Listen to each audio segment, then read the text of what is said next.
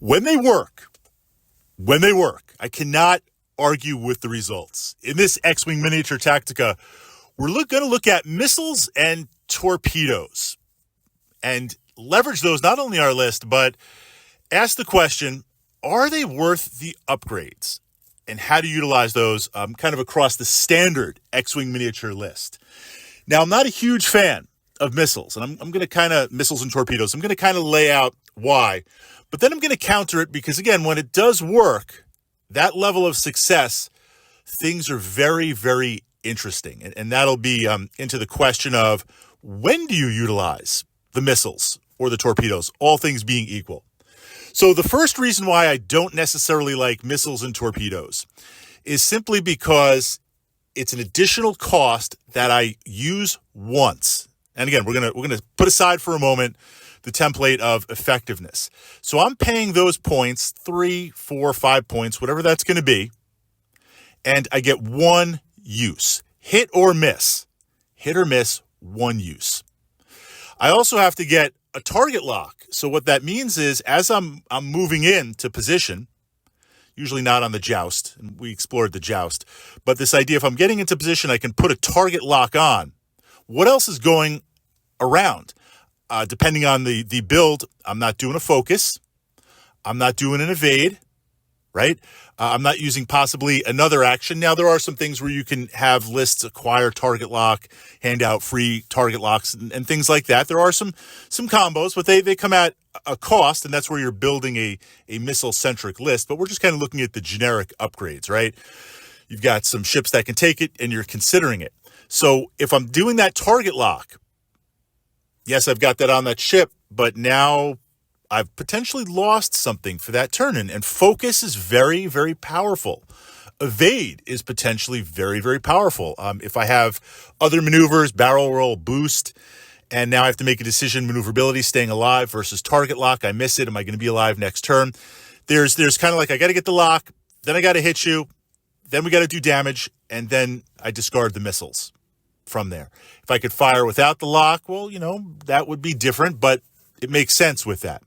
Now, compare that. So what we see here with missiles and torpedoes, they're a single-use item. They're not a persistent, always-on item.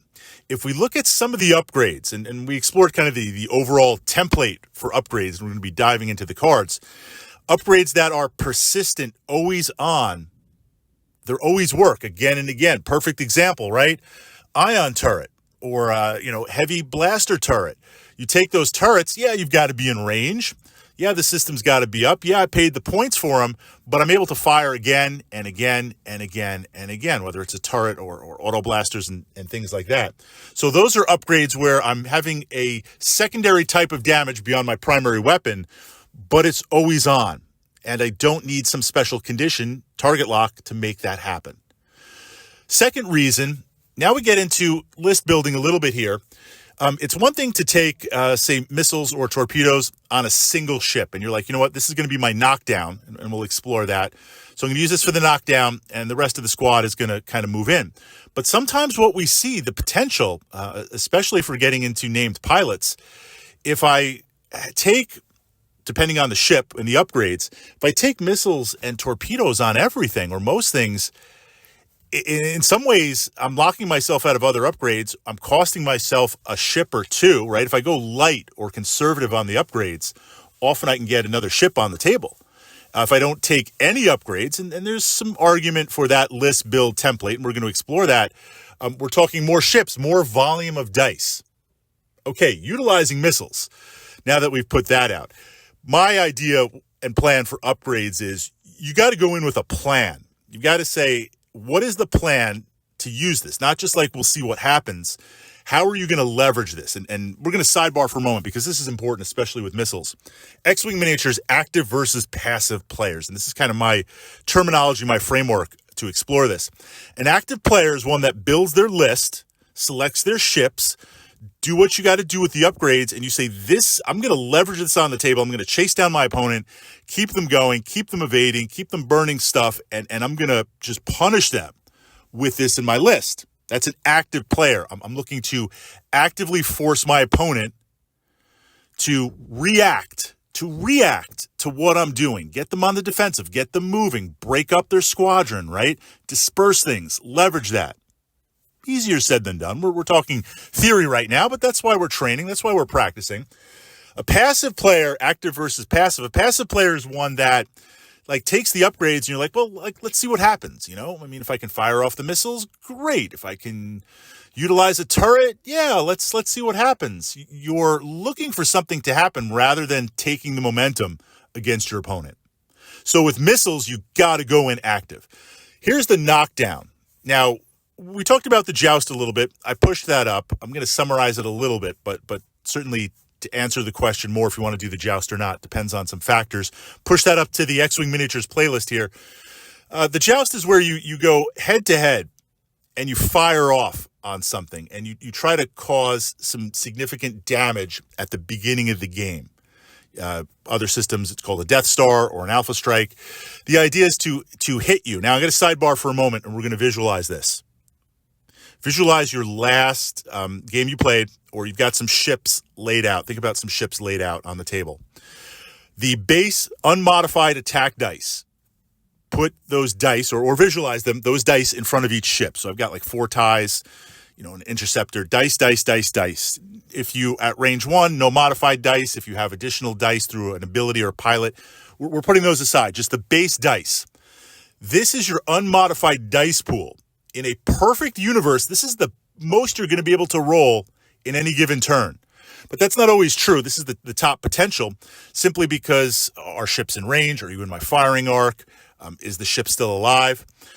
At the beginning of the game, the knockdown with missiles and torpedoes is I go straight in, right down the center of the board where I've got the most potential with the firing arc, and I'm going to try to knock down, either destroy one of your ships with a double missile barrage or torpedoes, or knock your shields down, immediately get you to the defensive.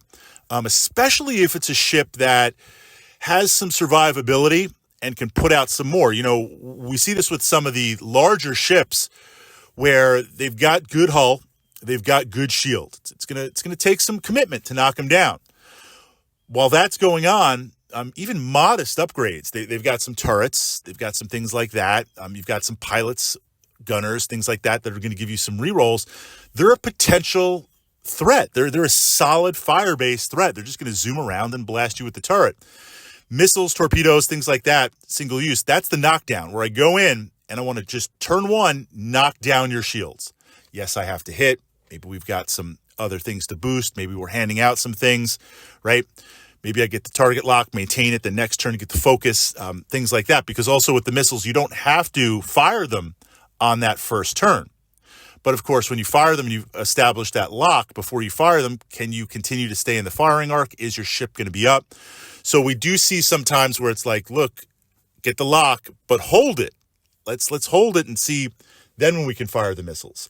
But a knockdown strategy, I can see that.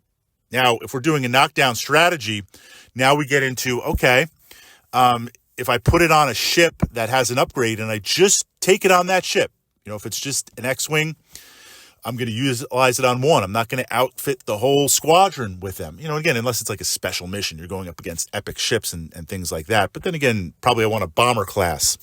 So within that, missiles, that's the Tactica. The summary, if you take them, have a plan for them, be aggressive, leverage them. I tend to want to play them earlier in the game, even if I miss and sad face early in their game, because at least I'm up. Nothing's a bigger sad face than you're like waiting for that perfect moment for those missiles and like you get blown up or something crazy happens. You smash into an asteroid, you get blown up, right? From that perspective, I'd rather fire it sooner rather than later.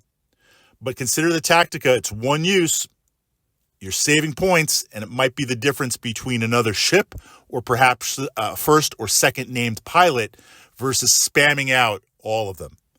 I'll see you in the game.